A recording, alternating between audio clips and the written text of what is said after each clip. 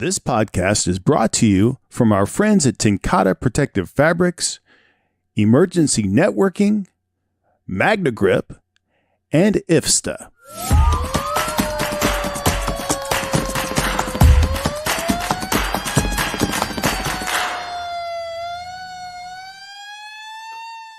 Everybody, welcome to the Command Show. We're excited to introduce today's guest, Chief Nick Browne. And he is somebody who we both admire greatly, who we're excited to have. He's a firefighter's fire chief. We'll get into his pedigree and background more as we go. But he's coming to us from Clackamas Fire District in Washington. And we're really excited to have him. So thanks for joining us, Chief. And Brian, thanks for coordinating getting the Chief on with us today. No, I'm excited too. I mean, Chief Browne, we got to work with him in Phoenix last year or this year early on at the symposium out there. It was great to sit down and have some good discussions with him. And I think one of the great things that Chief brings to the table is being a fire district chief in Clackamas County, second largest fire district in Oregon, serving a population of about 250,000 people out of 25 firehouses and about 350 employees. And really kind of what to talk about today is fire district responses, how he kind of has everything from urban to the urban interface and careers to volunteer departments and just kind of all that goes along with that. So much like kind of your background, Chief Kastros just touches a lot of different incident types and other agencies and how he's grown into that role as a fire chief. He promoted to chief in 2021, I believe, after serving as the division chief of operations. So definitely an operations background. Nick's a great guy. He's been teaching around the country for a lot of years and just excited to see how his outside influences have improved internally at Clack Fire. So Kastros, you got anything else, or should we just let Nick take it? Well, I do. I want to ask the Chief just to confirm. You started before you were the ops. You were training, correct? Yeah, I was in training. Yep. Okay, so I left the ladder truck to be a line BC for a little bit, and then pulled into training before. So now there it is, right there. That's the beauty of you. You don't just have these beautiful blue eyes that captivate me. You went from a ladder truck to a line battalion chief to the training chief to the ops chief to now the fire chief. And that's one of the things I wanted to bring home in this particular episode with you, Chief, is that, there's a lot of great people out there, good leaders, good chiefs, but I found that one of the things I appreciate about you the most is you're anchored and your foundation is in the firehouse. It's on the fire ground. It's providing service and it's taking care of the troops. Not that that's not how all chiefs are thinking, but you really have a very tangible, visceral presence of mind about it. It's in everything you talk about. It's in how you carry yourself. It's how you interact with your crews. We had the pleasure of seeing that in Phoenix. And I really believe it's the lineage of your career path of having gone from being on a truck company to a line battalion chief, which I think a lot of people pass over that particular rank really quick, moving up in the ranks. They don't really understand that initial level chief and how that's a very operational position. And those roots that you build there carry you. But then having gone to the training division, which really obviously cemented your priority of training in your career, and then ops, I think the men and women of your organization, Clackamas Fire District 1, and the people that you serve are blessed for having you in that position because of the ranks that you've held before. So thanks for joining us.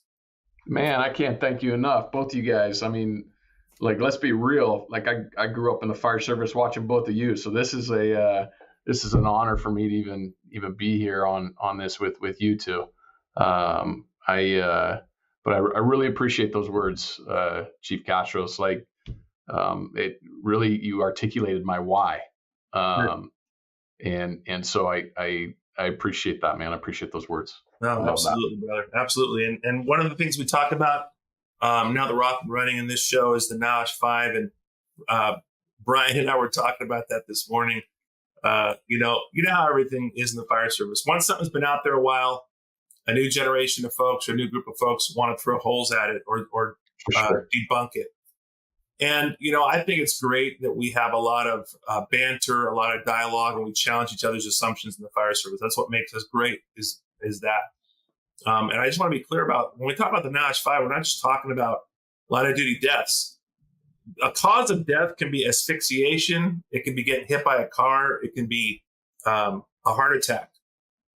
The causal factors are not the actual causes of death. They're just what operationally lead up to line of duty death, but more importantly, lead up to dysfunctional fire gun operations. And Brian and I wrote an article. What month did that come out, Brian? Was that last April?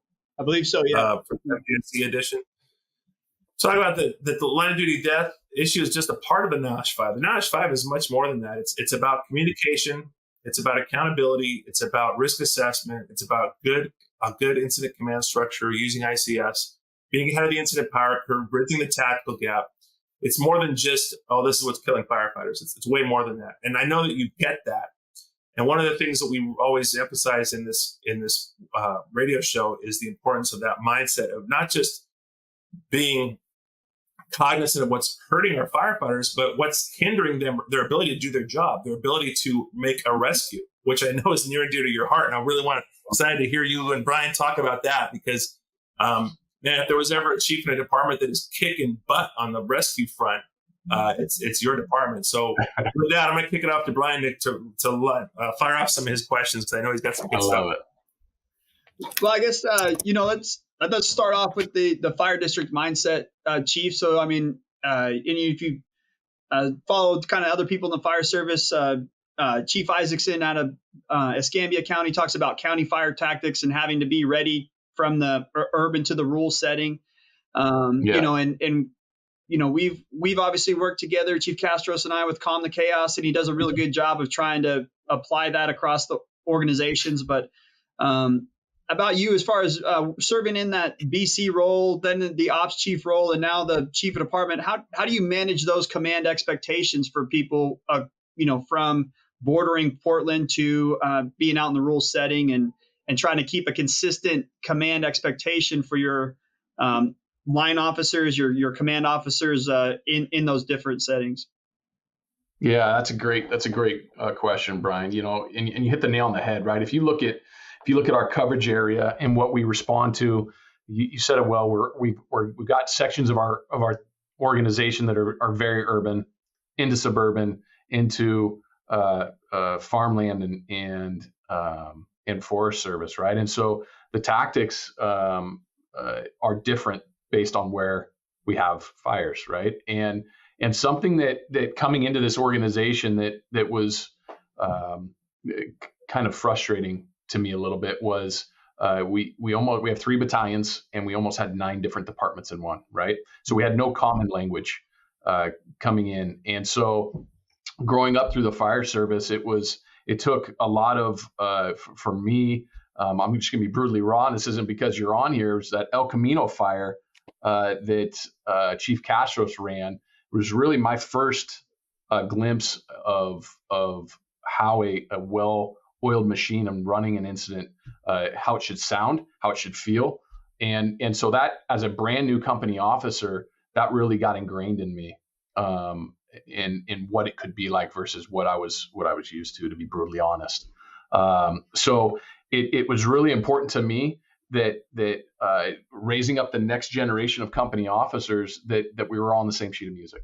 And I'm going to be brutally honest, we're not there yet, right?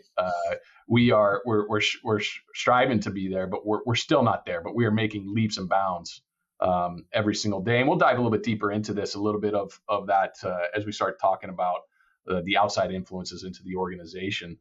But to circle back to your question, Brian, managing those expectations are clearly defined. We have fire rescue protocols. And so clearly defined policy, right? That it has a crystal clear leader's intent, but also preparing our people to go forth and carry out that leader's intent. We are not a micromanaging organization. We hire heavy hitters in this organization that we trust and that we prepare and that have pride in training and are mission focused. And so with that expectation, we empower them. We set via policy and via leader's intent, and then we let them go forth and conquer. Now that being said, it doesn't mean we don't get into the gray area sometimes, right? But we set that clear leader's intent and clear expectations with the BCs down to the caps, down to the brand new frontline company officer. And really it starts at day one coming into the academy in our organization. Seconds count when responding to an emergency. Minutes saved count when documenting your day. Emergency networking makes records management easier and faster with its fire and EMS solution. User-friendly, complete online and offline functionality, highly customizable, all at an affordable price. For more information, please visit emergencynetworking.com. I love that. I love that you said that, because that is very obvious in seeing you and you talking to your members. How many were in Phoenix at the symposium with us earlier this year? Maybe 10, give or take. Yeah. It seemed like 50 of them, but I think it was 10 of them. It was pretty cool. We had some good representation there. Well, you said, I was taking some notes of what you said. We have some heavy hitters and we train them to let them loose and do their thing. And you also talked about clear leaders' intent. Yeah. When an organization has really good culture, to me, culture defines how you treat each other and others. Like, how do we treat each other as people and human beings? And how do we treat other human beings around us, whether they be the public or other agencies?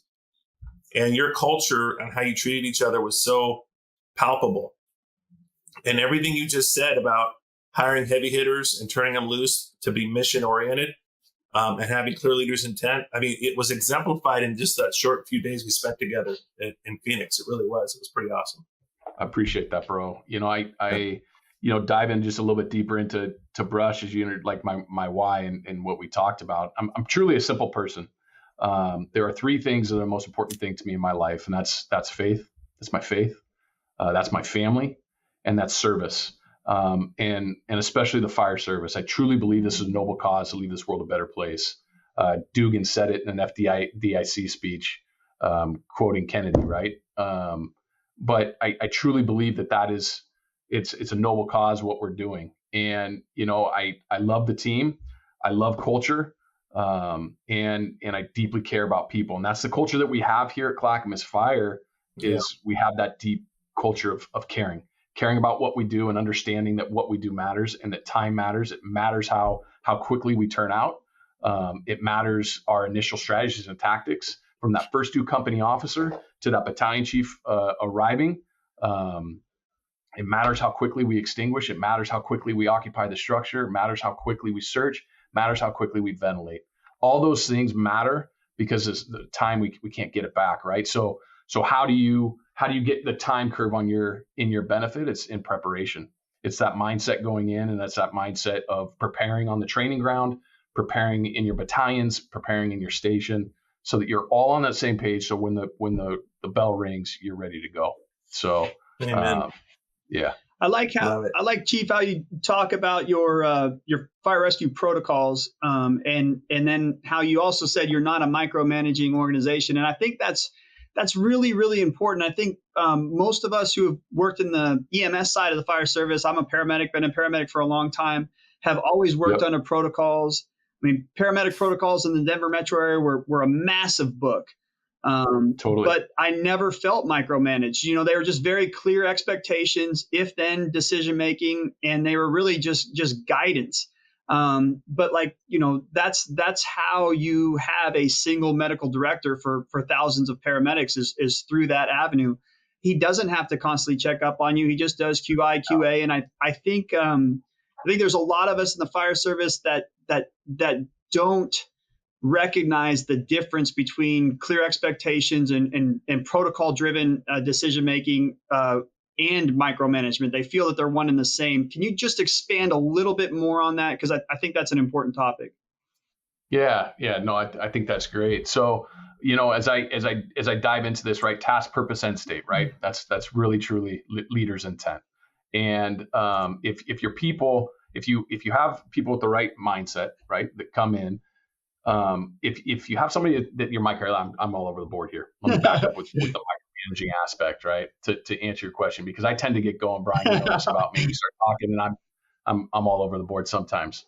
But when I look at micromanaging, right, like there's something that is so fulfilling about being able to be empowered to do your job, right? There's ownership that takes into that, right? And if you look at the good teams across history, right, there's individual ownership, right? So it goes back to the protocols. There's ownership in those protocols. There's a belief in those protocols. Our FRPs, there's a belief in our FRPs. Our FRPs didn't come from me. They didn't come from the ops chief.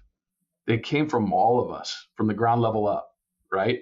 One of the things that's really, really important, I feel like, is you have it's a philosophy, business philosophy that I really started grabbing onto. It's the insurgent culture versus a incumbent culture, right? And the insurgent culture is at war with mediocrity. They're trying to prove status quo, right? And so a lot of our fire rescue protocols have come from that kind of mentality of being at war with mediocrity, trying to prove status quo, but not to be combative, not to be controversial, but because we believe that we owe it to each other to be better.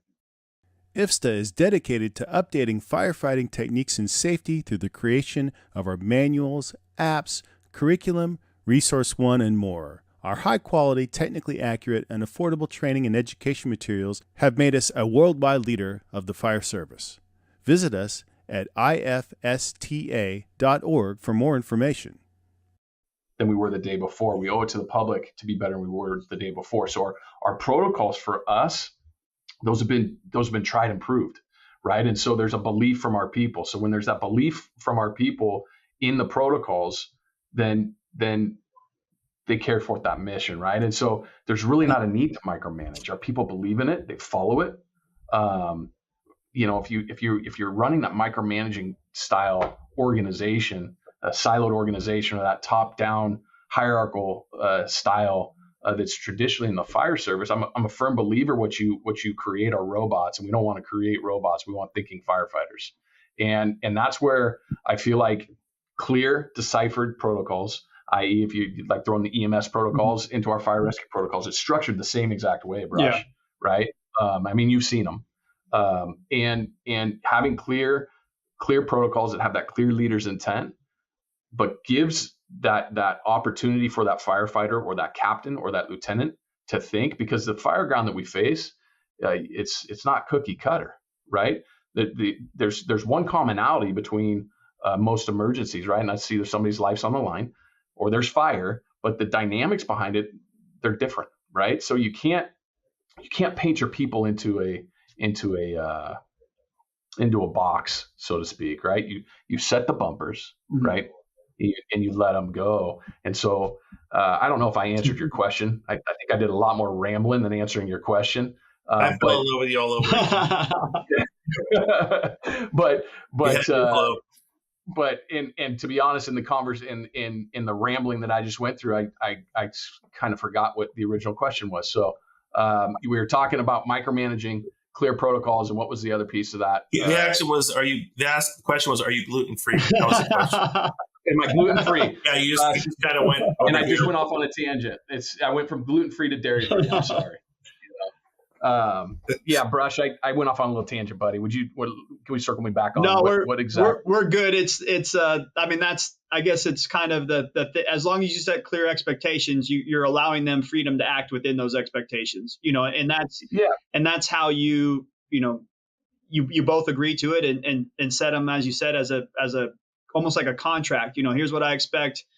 You clearly understand it. You've participated in this decision-making process. All right, let's go forward. Whereas, the lack of expectations, you only meet them by chance, if you don't know them. So that leads to the micromanagement, the constant tendency to, well, this is what I need, and you didn't do this. So I think there's a lot of resistance to clear protocols. And, we've even seen it with NFPA 1700. There was this massive concern about what 1700 was going to be. And they're going to tell us how to run our fire ground, and really just outlines best practices. Ultimately the person on the scene is the one who's having to make that decision, but we're going to set forth clear expectations and best practices. So, and, back to the NIOSH 5, I mean, Chief, some of the reduction in a lot of the incidents we go to is because 20 years ago there wasn't as common practices, there wasn't as many best practices, and I think that what we've learned from and evidence-based stuff working its way into the fire service, there is a lot more policy, procedure, and protocol in the fire service for fireground activities today than there ever has been. And that was a big NIOSH 5 issue in the past.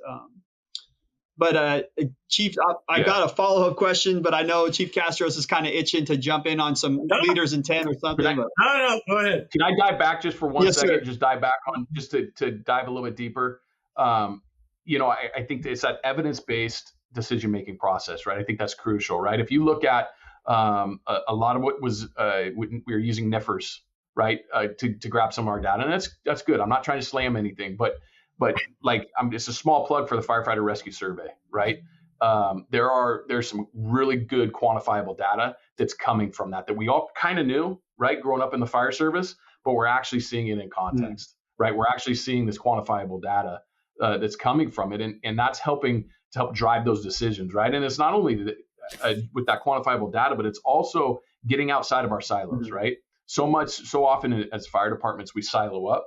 We think we just know the best course of action. But when you get outside of yourself, that's when you really start to see how other people are being successful, and you start creating that synergism to where you start moving not only your organization, but other organizations forward, and in turn, it's making the fire service better. So, like specifically the two things that you guys are doing on a day-to-day, man, it's game changers for the fire service. So, sorry. Like a trusted turnout jacket you've had for years, Flex 7 outer shell fabric delivers a perfectly broken-in feel on the very first wear. Flexible, comfortable, and powered with the strength of Enforce technology, Flex 7 outer shell fabric is made to move. To learn more, visit tenkatafabrics.com/flex7.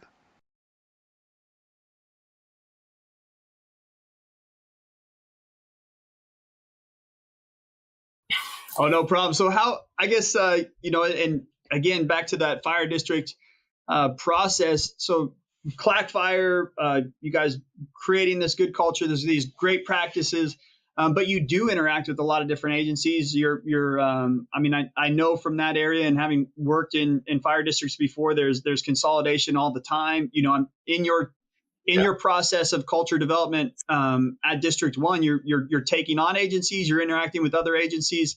How do you handle that? Or is it just kind of a passing on to your BCs that, hey, sometimes you may just be the substitute teacher, you have to go with what the playbook is, but keeping that tempo with your own employees?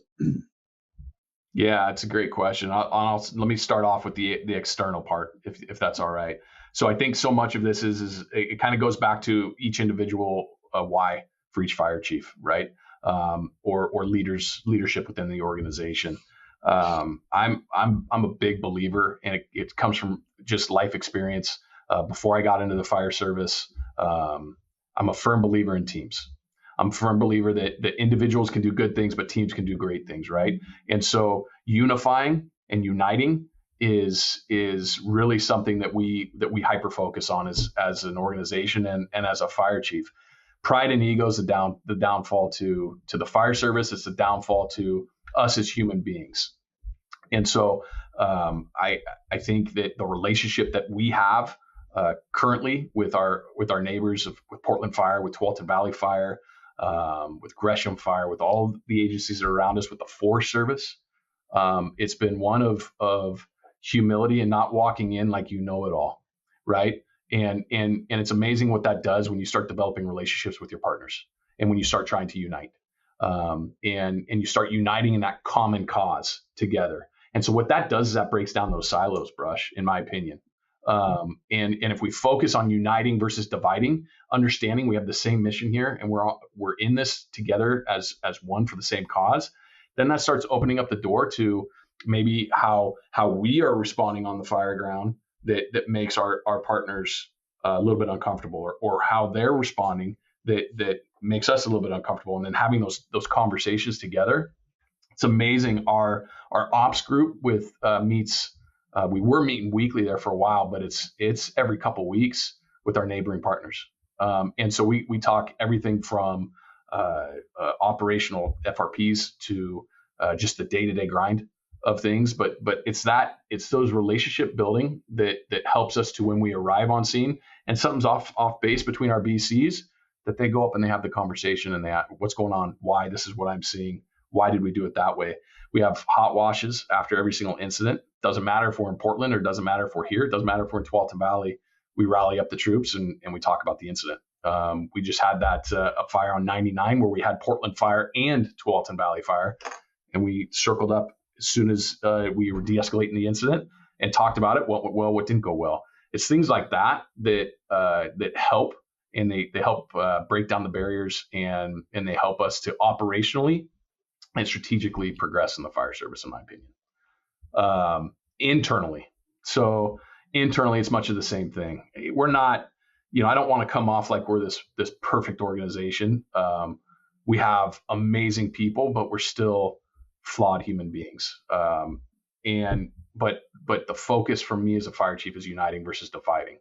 And I know that we're not there yet. But we strive in and day out to get there as a team. We've had so many bumps and bruises throughout the history of this organization.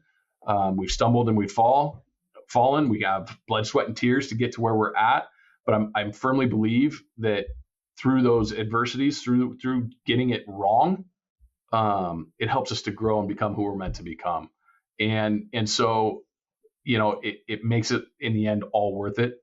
And I think it's shaped really truthfully where we are in our culture internally, which is really kind of maintaining that focus on how my actions and what I do, how that affects the brother and the sister to my right and left, how me as the fire chief, how my actions affect the brand new recruit that's in the academy that we have today. And I just, to simply put it, brother, I think it's uniting versus dividing, bro. I think that's how we break down those barriers with our neighboring partners. And it's how we do it with each other. I mean, we have our freaking ups and downs in this organization. I almost dropped an F-bomb. I apologize. I don't know why that came out. But I owe you a cherry Pepsi, Anthony. Sorry about that. It almost came out, but it didn't. But yeah, man, I think that the simplest form, that's what it is. It's uniting. I think that's what helps bridge the gap between our regional partners as well as our internal partners inside the organization. Breathing in diesel exhaust fumes is like walking into a fire without a mask. Over time, those toxins lead to cancer.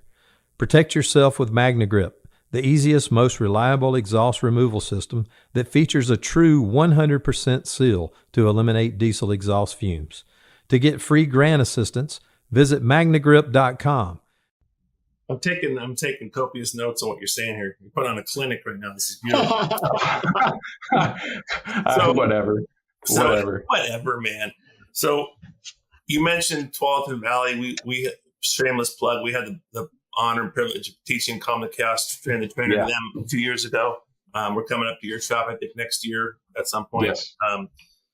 And it's a privilege. But what you just said, it does echo through Tualatin Valley. You do see the same level of professionalism. I mean, when we did our training there, it was like, whoa, yeah. Talk about professional, talk about all in, and to hear that you have a regional synergy with each other is really, it's heartening for us to hear, because you don't see that all the time. Where I came from, when I first started in Sacramento, over 30 years ago, this was a very divided region, like much of the country, like much of the state. And I mean, I remember one time we had literally a barn fire, and it was in Sacramento City's jurisdiction. And we pulled up, and it was on the border. And because it was just inside the city, our battalion chief ordered us, this is over 30 years ago, ordered us to stage and watch it burn because it wasn't ours. Oh man. And I'm like, back then you just did what you were told. Yeah. Then the advent of the Urban Search and Rescue Team, Task Force 7, the FEMA team that we had, that was like the first thing that broke the walls down. And so all of a sudden we started cross-pollinating a little bit and getting to know each other. And like, you realize, oh, you're more alike than different. And then we went to a boundary drops where now you're just taking the closest rig. Now the same dispatch center, now the same shift schedule. And before you know it, man, by the time, 25 years later, I'm a battalion chief and I've got city companies coming to my fires as often as mine practically. And it was very seamless. Yeah. And you said something I really love that I wrote down about uniting versus dividing. Yeah. Do you think, I think we naturally, in the fire service, we naturally divide. That's just we do. Human nature, right? A shift, B shift, C shift. The refrigerators are separate. The truck, the engine, the rescue, the medic, whatever. You're the pro vertical vent or anti vertical vent. So we just divide everywhere we can. It's just our nature. So shift schedules, whatever, East Coast, West Coast, you name it. So it's almost like you have to work twice as hard to unite because there's such a natural inertia and tendency to divide. It's just, so you have to overcome what's already there, and then to propel into actually unifying a group or a region, you have to work that much harder just to get past the norm of the division that's just so part of our culture. How have you guys done that, both internally and externally? What are like some specific steps? Like you said, you have a regional operations group, for example, that kind of stuff. Yeah. Well, I'm gonna get a little emotional here. Not emotional. I don't think I'll cry. It might happen, Brush. I might cry, and he might have to call me and make me feel a little better. But I think first and foremost, you are spot on that uniting it takes twice the energy than dividing does. It's that natural intrinsic thing that all human beings have, like you said. But I think for us, really, it's the hyper focus on two things. It's love and it's hope. And I think those are the two things that truly help to unite people. It's almost like a law of physics thing, right? If light and darkness, they can't occupy the same space, right? Anywhere you go into a bedroom that's dark, you flip on the light, darkness goes away. And I feel like hope and love is what breaks down those barriers. It's what unifies us versus dividing us. And that's not easy to do. Because you got to be genuine in it. You have to be genuine in having that true love and empathy for each other and understanding for each other and listening to each other. But I think that is on an emotional sense, that's what it takes to unite. Now on a tangible, actionable items, I think it's the elimination of pride and ego. It's the elimination of understanding that just because you're the fire chief of the second biggest fire district in the state of Oregon, you don't know it all. I don't, and I'll be the first to admit that. But so often people get into positions of perceived power or authority, and they think that they have to put up this front that they know it all. And I just don't. Yeah. I know I don't know it all. I know that we're going to go 35 years in this career, 40 years in this career. We're going to know the tip of the iceberg. So I think there's a sense of having some humility there that helps to unite. And so it's forming those work groups and getting together, breaking down those barriers and saying, hey, this is where we screwed up. Right. How about you guys? Have you guys faced this? And that it really was kind of an organic way with TVF&R and us initially, and now it's starting to expand. Outstanding. Love it. And so, but it was organic with Chief Kenny Frentress when I was the ops chief with him. And it was actually predecessor of mine, Chief Corliss, that kind of started that piece, and it's been freaking amazing. So you've been able to build upon what your predecessors did. Bingo. Nice. And that's nice because so often we have to overcome what our predecessors did instead of build upon what our predecessors did. So that's nice to hear that you're in that position. But it's going through that uncomfort of reaching out. That's really truly what it is, right? It's as simple as that. It's reaching out. It's getting over yourself and reaching out, picking up the phone and saying, "Hey, we need to meet," right? Yeah, and curbing your pride and ego. So love it. Those are really kind of the action items. I mean, I know that's not this great aha thing of this is what to do, but I break it down to the simplest form, bro. But I think it's enlightening, not enlightening as much as inspiring for others to hear that it does work. You read it in books, you hear about it on podcasts, but then you talk to somebody who's living it. That it's really it's everything you learn in kindergarten, right? Please, thank you, and I'm sorry. Yeah, totally, bro. It's manners. It's human stuff. So let's switch into the rescue, and this one I want you and Brian just go crazy. I'm gonna go make some popcorn and talk and listen. I love it because I was slack jawed at how many rescues you guys get. Yeah. And it's not because of where you are or the size of your organization. It's just you just don't. It was really fun to hear how much work you're getting, and how much success you're having with rescues and how fired up your troops are about it. And it's just, you see your face just light up. See, it's just, and so go talk about that with Brian, and I'll just sit back and watch. I love it. Brush, you want me just to kind of go and then you slam me upside the head a little bit? Well, I think that this is like an important part, because it's, back up a little bit, because I don't know how many people tuned out when you just said it's about love and hope, no, I can guarantee you that, bro. Guarantee you half the people. It's not like you guys just, throw out the yoga mats and have love and hope in that way at every meeting, but it's about love for what you do and a hope that what you do makes a difference. And so, there doesn't always have to be someone else in this love and hope relationship. And, I love what I do. I hope that what we do makes a difference. And I think that to this rescue thing, to kind of lead into it, is success exists everywhere. We are really, really very much a successful fire service in a lot of ways. We are saving people. We are taking better care of ourselves. We are managing a lot more things. And just like we talk, about dividing is easier than uniting. It's the same. It's way easier to highlight failures and problems and all this type of stuff. That's why there's so many complainers, is because complaining is easy. But the simple fact is, there is a lot of rescues going on. You guys are the ones who are highlighting it. You're highlighting organizational success. You're highlighting that love for the job and hope that masking up a little bit faster is going to make a difference, and having apparatus that are dry, that aren't going to be distracted from deploying hose lines so they can go straight to the rescue. There's just so much here that when we do bring the light to it, when we do highlight it, when we do encourage it and empower it, it does build to greater success. And I know we all look back 20 years ago and think, man, were we really making this many rescues 20 years ago? Honestly, we don't know.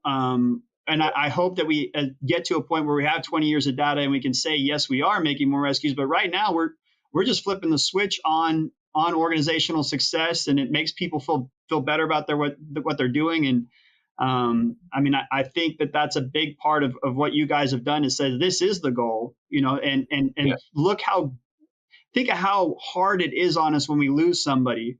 We should be filling ourselves up with that pride and love and hope that we get when we do save somebody, be it an EMS arrest or a working structure fire. So now I'll let you take it away, but it's just celebrate successes, however small the wins are, and that will push you forward. So.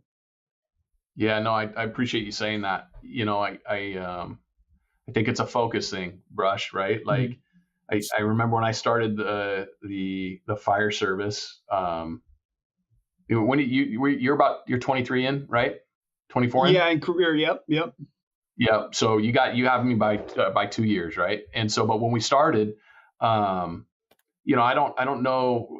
In my organization, there was a lot of rescue profiling talk, right? Or there's nobody alive in there, and so our focus search was getting assigned 4th, 5th. Yeah. Survivability profile. Yeah. Survivability profiling, all of those things, which now don't get me wrong when I'm going to say this, okay? Yeah. But we started to put the focus on ourselves versus who we sworn an oath to protect, right? Now I say that when we are more protected now than we ever have been in the fire service, as far as our turnout gear and how much heat we can take and all of those things. Now, I'm not condoning here to go in and be stupid. That's not what I'm saying.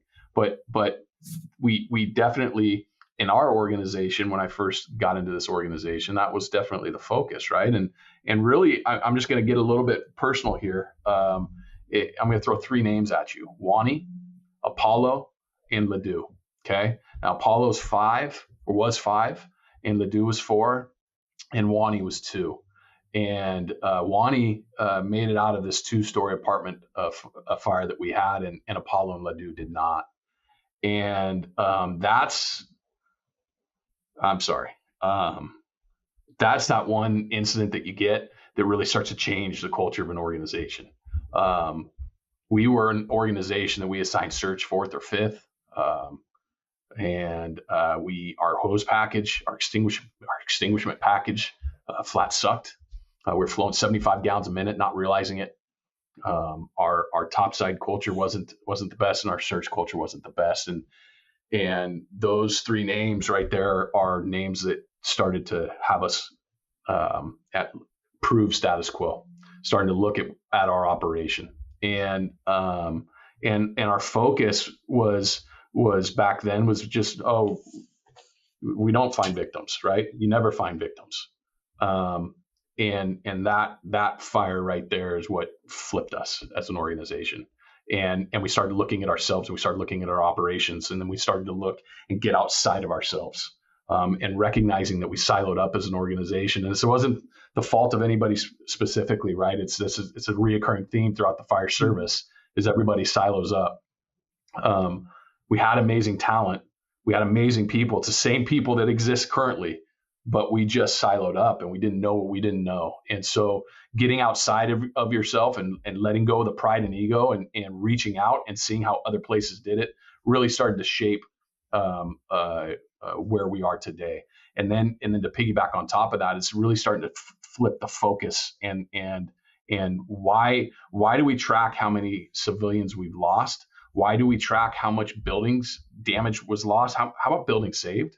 And how about lives saved, right? And so that's where that focus started to shift for us internally. It was starting to ask why, and starting to ask questions, and starting to look at ourselves and how we operated. And it morphed into, and this is not an overnight thing. This has been a 10-year process, but it's morphed into what it is today, where now that's the expectation. We expect you, we commit to the public that we are going to occupy the interior of the structure. That's what we promise you that we are going to do, right? And so it's utilizing still the NIOSH 5. We don't send people blindly into a building that's completely falling down. We'll talk a little bit about the 3-alarm fire we had here in a little bit, if that's all right, because it's a specific example of where we utilized our risk benefit analysis. But that's really Brush for us. It was a focus shift. It was a mindset shift. And it was specific to a couple incidents that we had that we were not successful, that we failed in our mission, and that really helped us to look at ourselves, and look at each other, and realize that there was so much more we could do, and it's built to where we are now, and it's using things like the Firefighter Rescue Survey, that's quantifiable data that helps us to align our mindset as we're going into incidents. And I think if you look at it nationwide, I think that's why we're seeing the successes we are. It's because we've had a shift nationwide into a little bit of a different mindset, and a little bit more of a focus on expecting victims versus I'm never going to make a grab, right? I remember coming in the service, as I'm sure you did, Brush, and probably you as well, Chief Kastros, right? Like, you'll go your whole career without making a grab. That's literally the senior guy, as when I was on probation, that's what was said to me on probation, right? And so it's not a reality. If you don't vision it, if you don't expect it, then you're going to miss. And so now we expect it. That's excellent. I really appreciate you sharing that story about that fire that really sounds like was the linchpin of this whole enterprise and shift in your department. Because for me, it was in 2006. I was battalion chief for 1 year, and we had a triple fatal. I was the IC of a apartment fire with 2 children and their dad, and we lost all 3 of them.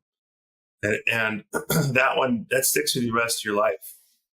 It's not just a career changing fire; it's a life changing fire, and it's what caused us to embark upon the entire enterprise of building a command training center, changing our SOGs, and researching from outside of ourselves, like you mentioned so well, to rebuild our entire mindset towards the fire ground and towards command and towards victims.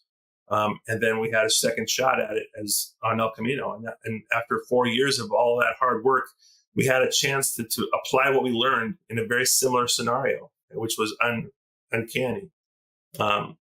And so thanks for sharing that, because that's the hard work that gets done.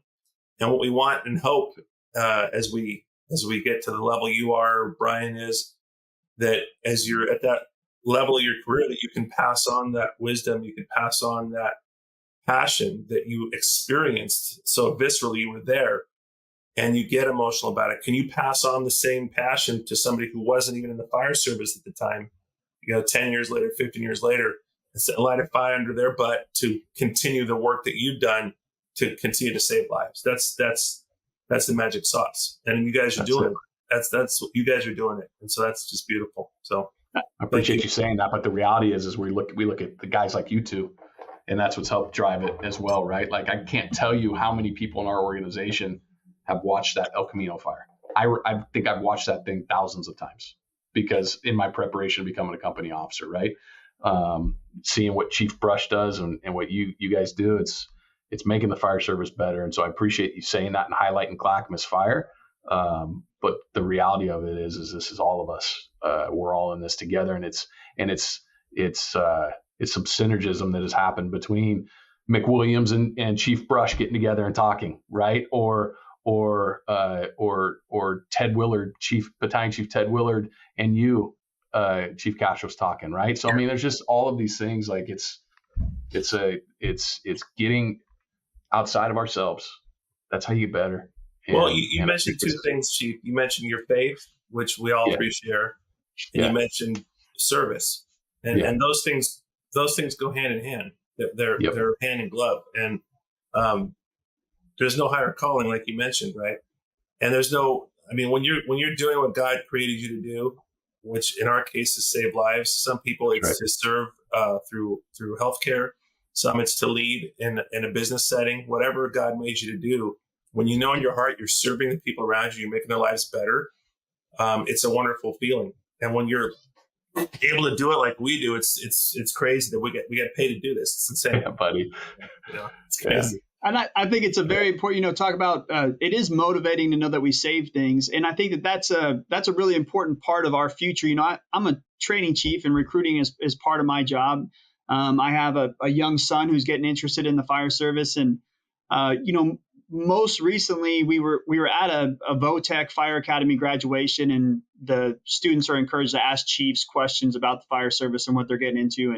And then we had the opportunity to ask them a question. And I asked the recruits, I said, so, we know why you guys are here, but how come there isn't 5 more of your friends here? And where is 10 more of your classmates? What is keeping firefighters or keeping your peers out of the fire service? And each one of them responded with, they don't think they can handle what they're seeing. They're concerned about cancer and what you guys are exposed to. It's dangerous. So, the things that drew us to the fire service, 20 years ago may not be the top billing that it is today. And, I get that. I mean, the purpose of life is a purpose. And if we think that it's avoiding danger and avoiding cancer and potential, like there is too much of highlighting the impacts of the fire service in the negative ways and not the positive ways in which the fire service impacts the public. And that goes back to, ask not what the fire service can do to you, but what you can do for the fire service. So I think, and I'm hopeful that like you're talking about, Chief, we are safer than we ever have been. And we need to kind of say that, like what we have done and the interventions we've done have made us safer. The things we're learning in training have made us more effective. We have tools, ALS, to provide continuous care and get people back. We are at a point where the fire service truly has the potential to save more lives and protect more firefighters than ever. And I think we do have to really embrace and amplify that paradigm shift, not just for the people in our organizations now, but for those who are trying to draw into it. Come to work here because you're going to make a difference, not come to work here and hope that you make it out 25 years from now. So I don't know if that's a little bit too much of a tangent, but we're doing great things. So. Yeah, dude, I love that. It got me into I love what you said. It goes back to I'm an ICS purist, right? I'm not very good at it, but I'm an ICS purist. And I'm a fire service purist, right?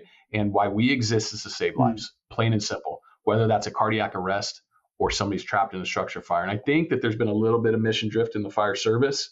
We need to start getting back into the core of why we're here. And I think that once we do that, as well as educating the next generation on how we're safer, on what the positive impact you can have, I think you're going to see your son having 5 of his friends coming. And by the way, we're testing, so get your son on. Okay.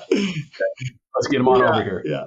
So, but yeah, that's, I love that you said that. Well, should we get to actually commanding incidents, Chief Kastros?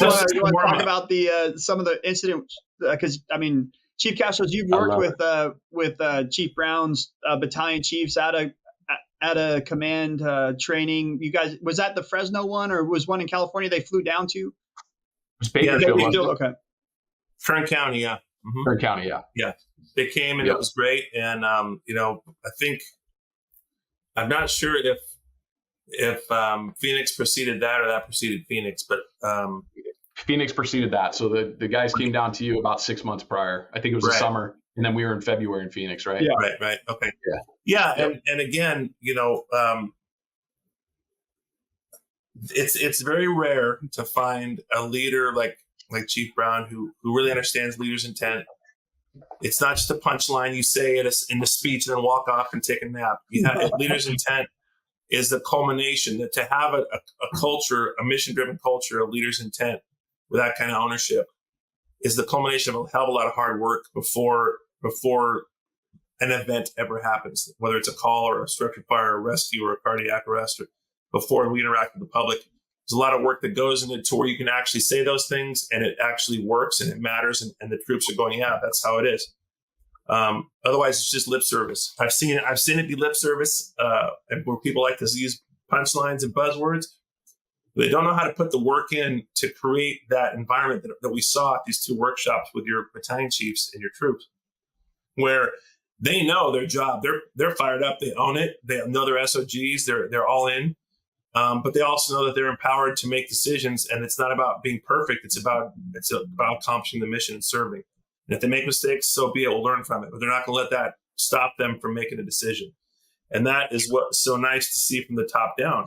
And obviously, you were able to build on what your predecessors did to kind of get you guys to the next level, which is so obvious. So let's talk about some of these fires you've had recently. You've had a heck of a lot of dynamic activity recently, and I want to tell our listeners, what you've had, how it worked, lessons learned, and how kind of this mission-driven culture, we call it Mission Command, really came to fruition and manifested itself in these incidents. I love that. It was a busy September for us, and it's turning out to be a busy October for us as well. We've had in the last 40 days, we've had 28 structure fires. And so we've been moving and shaking, and some of those haven't, they've been pretty trying for some of our incident commanders as well. We had it all kind of started off at the Camp Creek fire, which was about 1.5 miles outside of our fire district. We threw the Army at it because we wanted to keep it out of the fire district, right? It was approaching the community of Sandy. And so that was a 2,000 acre wildfire in the watershed. Now, what was complex about this incident specifically is not only was it a forest fire, but it was approaching the water supply for the city of Portland, which is about a million people that it services, and then about 25% of the city of Sandy's water supply came from there. So there's a lot of infrastructure there that high valued infrastructure that was big concern to all of our communities in the cities and a lot of political figures, right? So you not only had the dynamics of running an incident, and it was in the federal land. So you had the Forest Service and us, and it goes back to what we talked about, those relationships and building those relationships to where when my division chief of wildland shows up, he knows who the Forest Service guy that's running the fire is, and there's just that immerse of resources that are on the same page. And so, but getting into it a little bit deeper, right? Like, you not only had the complexity of that incident, managing aircraft, But you also had the bureaucracy and the political atmosphere that you had to deal with as well. So really spooling up the incident management teams and running true ICS to keep a lot of the political fears that were existing and keeping those at bay, right? Because you know how it is. Fear and fear-driven decision making is horrible. Yeah, but the other it's a contradiction in terms, right? The divisiveness, the only thing that's worse than divisive is fear, right? And the fear in the community that exists with those things. So staying ahead of it with communication, and really establishing that liaison role and getting our PIOs on point, so that people have facts versus what they're seeing and what they believe is happening or hearing from other people. So, it wasn't just as easy as running a 2,000 acre fire. Right. You had all these other dynamics into it that really pushed us. And then it's unifying our incident management team with the Forest Service incident management team, which then went to a federal type 1 team. Nice. And so you had an EOC going? We had an EOC going. It was just firing on all cylinders. Nice. And then tying in the county and the state, setting up our management action points. So you had the Fed fire, but then you also involved the Oregon Department of Forestry as well as Oregon State Fire Marshal. And so having everybody, tying in everybody and getting everybody on the same page based on trigger points or management action points was crucial. And it just, I couldn't have been prouder of our people. I couldn't have been prouder of the Forest Service, and I couldn't be prouder of the state, because it really showed what getting on the same page and uniting looks like. And that doesn't happen every day in Oregon. That level of complexity and unified command does it? No, it doesn't. So 2020 is really, if you as a region, we've been very complacent as far as that, right? You growing up in California, it's kind of a norm, right? Especially in the Northern California, you would have that.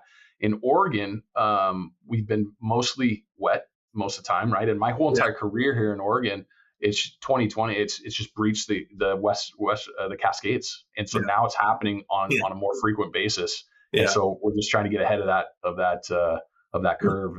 And it sounds like you guys handle it beautifully. We and I think you know this, but for those who don't, we teach a unified command class. It's basically a common chaos, but unified command. It's called From Hometown to Homeland, and that's a FEMA course. It's funded by FEMA and UOSI and all that. We've done it all over the country.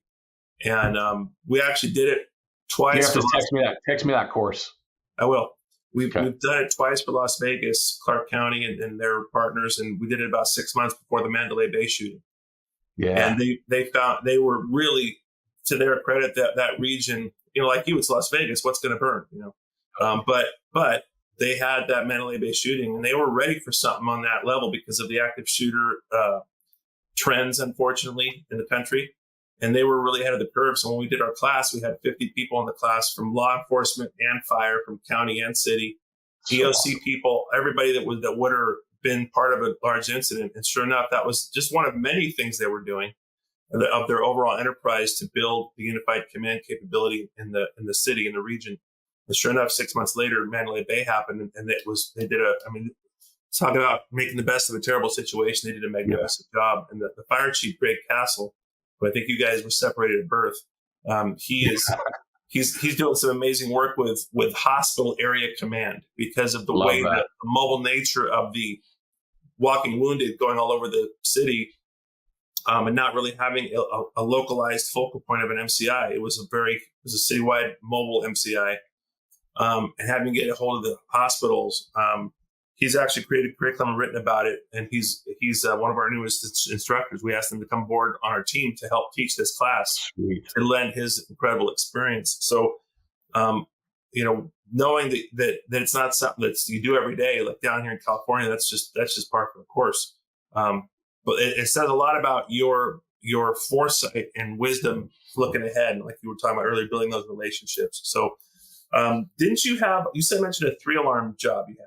Yeah, buddy. So it went from Camp Creek to a 2-alarm. We had a 2-alarm fire like a week later, and then I'll dive into the 3-alarm if that's all right. Just because they build off of each other. You can't make this stuff up, right? Yeah. So first unit gets dispatched, single engine response initially to a vegetation fire. They start going en route. It gets upgraded to a task force assignment. And then they make the corner and they see this freaking header. And they're like, that's not you, right? So what the gist of it is, by the time the first engine arrived, which was about 3 minutes from the station, 3.5 minutes from the station,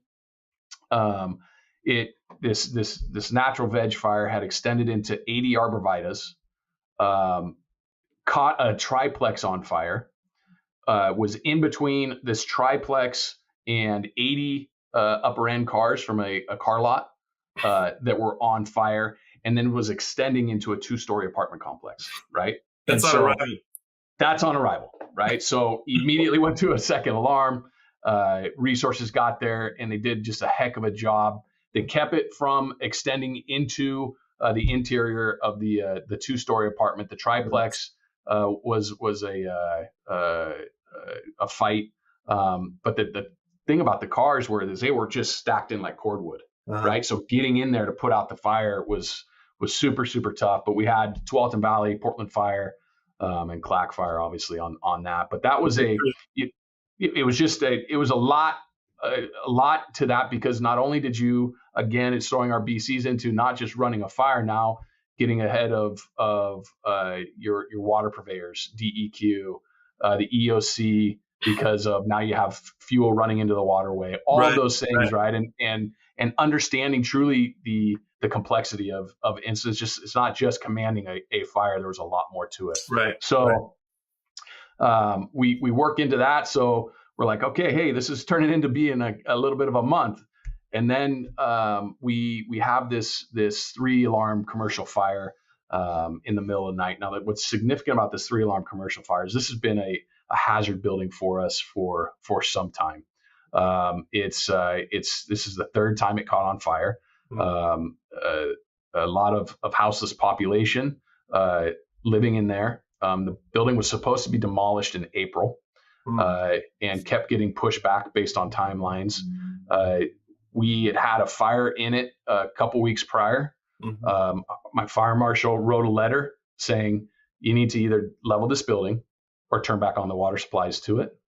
And you need 24-hour security, right? So they secured the building up, and the next morning after they kind of wrote us back saying, yep, we're on it. The next morning, about 3:30 in the morning, it caught on fire again. So we know the dynamics of this building. For us, like, we know that it's occupied. We know it, right? Every single fire that we've gone on here has people in it that have started it on fire, right? So we know there's people inside. It's 3:30 in the morning, so it got a little bit more of a head start. Most of the other fires had been in the afternoon, and so we were able to get on top of it. So the mindset for us is we're going to be able to get in and get this thing out. That's kind of our approach in general, is that we're going to be able to extinguish this fire. The IC, which is one of our most tenured BCs, arrived and positioned himself as the heavy rescue, and the engine were making entry. Heavy was going into search, and the engine to go extinguish the fire. And so it's a concrete tilt, and large concrete tilt. And where the main body of the fire was an office style that was built onto the tilt. And so the engine goes in, extinguishes the fire. They think they have the fire out, and the BC is getting on the radio saying, evacuate.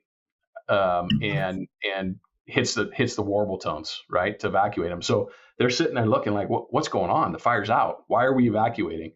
But they didn't argue. Okay, they exited the structure, and exiting the structure, they look up and they see the whole entire roof on fire, right? So not recognizing truly what they had, but the BC having the courage to understand and see those trigger points for him, that this isn't right. And what it was for him was, as the heavy had forced one of the doors to get in to search the commercial structure, they made an all clear. So we got a primary out of it, and then they backed out. He started to see all of a sudden what was nothing coming out of that door.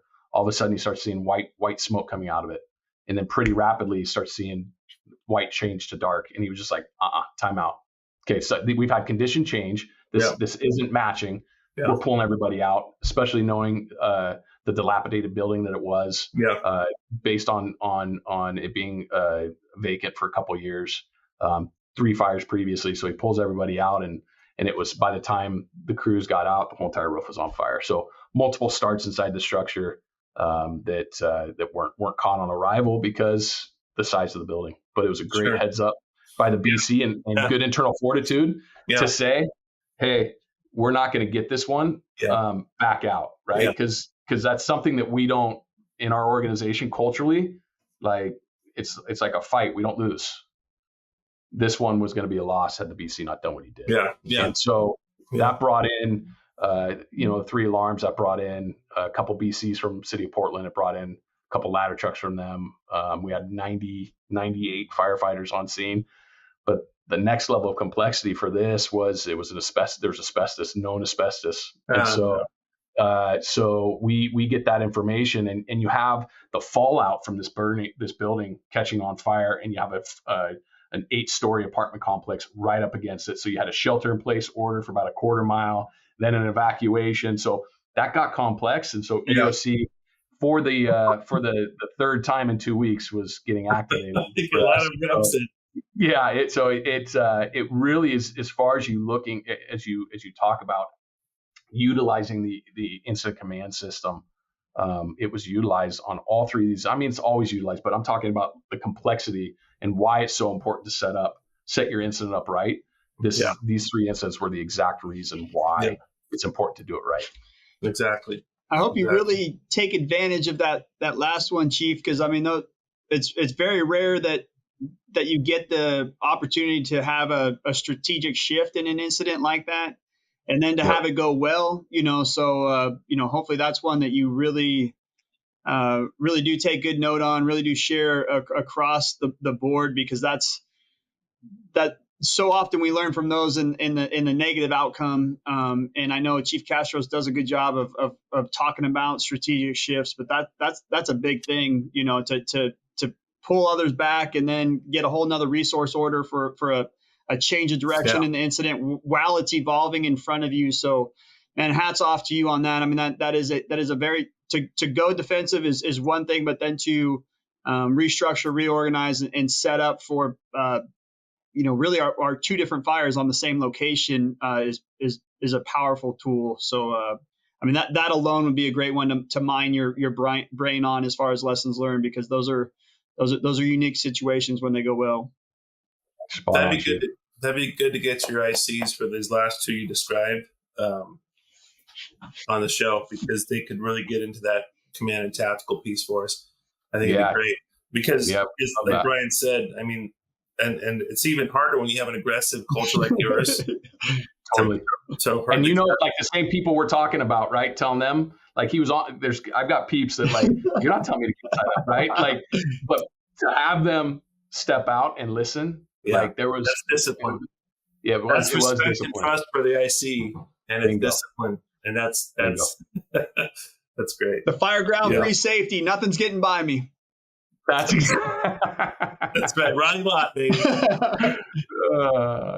Well, hey, Chief, it's middle of the week. You're the fire chief of a busy, big metropolitan department. We've taken up enough of your time, but I can't thank you enough for sharing not only the command stuff going on, but just the cultural leadership stuff, which is all part of the same organism, So thank you so much for your time.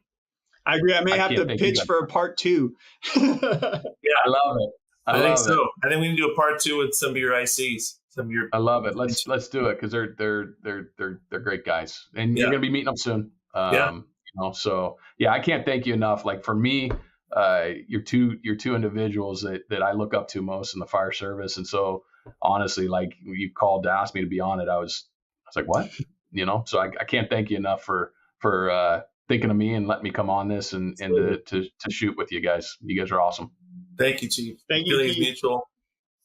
God bless you. Hey, God bless the fire service, and everybody out there. Don't give up the fight. The fight might be within yourself to overcome something troublesome that's happened.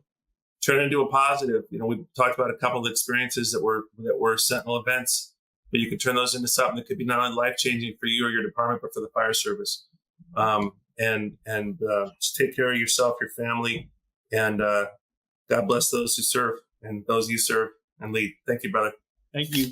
Thank you, guys. Appreciate you.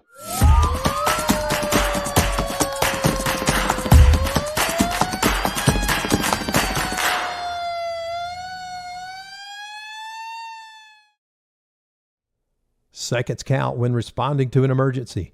Minutes save count when documenting your day.